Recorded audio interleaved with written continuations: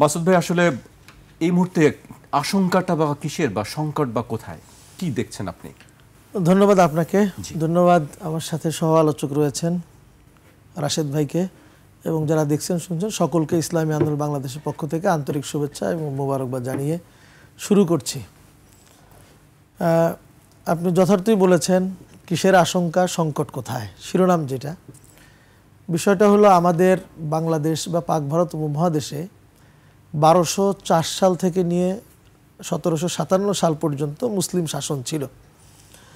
তো এই সময়কালে এখানেও সুবিধা অসুবিধা ছিল, কিন্তু আমরা বলতে পারি তুলনামূলক একটা স্টেবল অবস্থা ছিল এই আমাদের এই অঞ্চলে। তো 1757 সালের পর থেকে নিয়ে আমাদের এই উপমহাদেশে, বিশেষ করে অন্যান্য জায়গায় তো কম বেশি আছেই, যে আনস্টেবল অবস্থা বা সংকট সংশয় যে শুরু হয়েছে, এটা কবে যে এটার শেষ হবে এটা বলা বড় কঠিন। অনেক আশা নিয়ে, এক বুক ভরা আশা নিয়ে দেশের মানুষ, আবাল বৃদ্ধ বনিতা সকলে মিলে 1971 সালের যে মহান মুক্তিযুদ্ধ হয়েছে, আশা ছিল যে দেশের মানুষ শান্তি পাবে, স্থিতিশীলতা তৈরি হবে, অর্থনীতি সমৃদ্ধ হবে, মানুষের জানমালের নিরাপত্তা হবে। তো আমরা দেখলাম যে 71-এর মহান মুক্তিযুদ্ধের পরে 75 পর্যন্ত যা হয়েছে, এটা যদি মানুষ আগে জানতো যে এই সময়টাতে এইটুক হবে, আমার মনে হয় না দেশের মানুষ মুক্তিযুদ্ধে কতটুক যেত। তারপরেও আমাদের দরকার ছিল, কারণ পাকিস্তানি হানাদার বাহিনী যেভাবে আমাদের উপরে জুলুম নির্যাতন আনার বিষয় ছিল, এক্ষেত্রে আমাদের স্বাধীনতা অবধারিত ছিল এবং তা হয়েছে।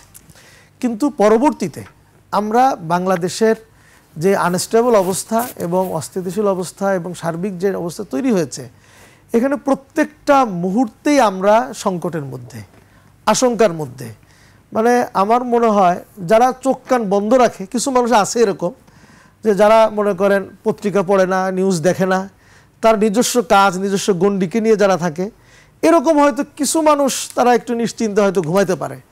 এছাড়া শহরে বন্দরে যারা আছে, আমার মনে হয় না যে কোনো মানুষ ঘুমাতে পারে। কেন? তারা এইসব খবর রাখে না, যা হবার হোক নিশ্চিন্ত, যা হবার হোক, টেনশন নাই। কিন্তু এর বাহিরে যারা সচেতন, ছাত্র সমাজ, শিক্ষিত সমাজ, শহরে বন্দরে যারা আমরা আছি, আসলে ঘুমানো যায় না। প্রত্যেকটা মুহূর্তেই এই মিডিয়ার দিকে তাকিয়ে থাকতে হয়, কখন কি ঘটে, কি যেন ঘটে যায় দেশে, কখন যেন কি ঘটে যায়। এই যে একটা সংকট, রাস্তায় বেরোইতে চিন্তা করতে হয় যে কি হবে না হবে। তো এই অবস্থার উত্তরণটা আমাদের দরকার। তা না হলে এদেশের মানুষ এমনি, আপনি দেখেন ঢাকা শহরে, আপনি জরিপ করে দেখেন, ঢাকা শহরে আমার তো ধারণা 99.99% মানুষ অসুস্থ। ম্যাক্সিমাম মানুষ, আপনি ঘরে পরিবারে 5 জন সদস্য, আপনি খোঁজ নিয়ে দেখেন, একজন লোকও পাবেন না যে সে পুরোপুরি সুস্থ, ওষুধ খায় না, কোনো সমস্যা নেই। তো এইটা আমাদের এই ট্রমা বা বলেন, এগুলো দিন দিন বাড়ছে। এখান থেকে উত্তরণ দরকার। উত্তরণের জন্য আমাদের রাজনীতিতে সহনশীলতা, রাজনীতিতে দুর্বৃত্তায়ন, এগুলি যা হয়ে আসে, এগুলির থেকে আমাদের বেরিয়ে আসতে হবে। কিন্তু দুর্ভাগ্য হলো 24 আন্দোলনের পরেও আমরা সবাই বের হইতে পারিনি। কেউ কেউ চেষ্টা করছি, অনেকে পারে নাই। তো আপনি যে বিষয়টা আলোচনা করলেন যে সামনে নির্বাচনের কথা সরকার বলেছে, আগে বলেছিল ডিসেম্বরের প্রথম সপ্তাহেই শিডিউল হবে, পরে শুনলাম যে না প্রথম 8 হবে। এখন আমরা দেখলাম এর মধ্যেই বিএনপি 16ই ডিসেম্বর মহাসমাবেশে ডাক দিয়েছে। তার মানে বোঝা যাচ্ছে বোধহয় এখানেও বোধহয় কিছু 16 তারিখ পর্যন্ত হয়তো বা কিছু হচ্ছে না। তো 16ই ডিসেম্বরের মধ্যে তফসিল হচ্ছে না মনে হচ্ছে আমাদের, কারণ বিএনপির কথা ছাড়া তো সরকার ডানে বামে যায় খুব কম। তো এটা যেহেতু তারা, বিএনপি বলছে তো জামায়াত বা ইসলামী যারা আছে তাদের কথাই প্রশাসন, আমাদের কথাই তো মানে সরকারের কিছু আসে যায় না। আমরা দেখলো লন্ডন বৈঠকের আগে হয়তো কিছু হইতো, লন্ডন বৈঠকের পরে এমন কি পানি পড়া আর কি দিল আল্লাহ জানে। এরপরে আর কিছু আর এদিকে তাকানোর সুযোগ নাই। এখন ওই পন্থী যা বলে সেটাই তারা শোনে এবং করে।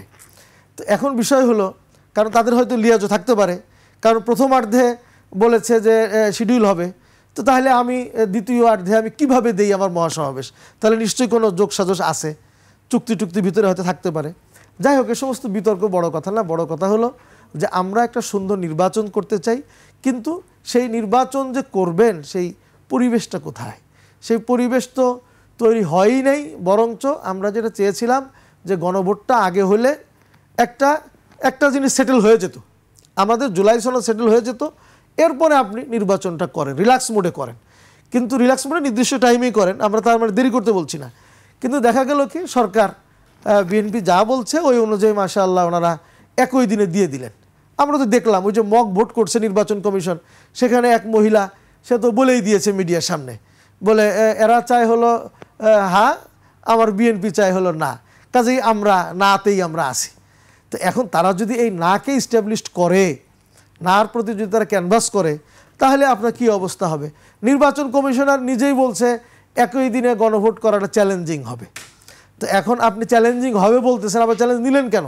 আপনি যদি চ্যালেঞ্জে ফেল করেন তখন আমাদের জুলাইয়ের এই আন্দোলনে এই সনদগুলো কোথায় যাবে? তো এখন দেখছি আমরা যে সরকার মানে আমাদের কথাগুলো খুব বেশি হয়তো পছন্দ হচ্ছে না, এজন্য নিতে পারছে না, কিন্তু বিএনপির অনেকগুলি কথা শুনে তারা কিন্তু একটা হজ বরলা প্রেক্ষাপট তৈরি করে আমাদের আশঙ্কা হচ্ছে যে নির্বাচনটাকে ভণ্ডুল করা কিংবা বানচাল করার কোনো রাস্তায় এগুচ্ছে কিনা, এটা আমাদের কিন্তু আশঙ্কা অবশ্যই আছে, এটার থেকে আমরা মুক্ত হতে পারছি না। এবং দেখেন এইসব কথা, আইন শৃঙ্খলা বাহিনীর কথা যথার্থই বলেছেন উনি, কোর্টের সামনে গুলি করে মারছে, তারপরে হেন এমন কোন কাজ যেটা আইন শৃঙ্খলা বিরোধী কাজ যেটা হচ্ছে না, এমন তো দেখি না আমরা।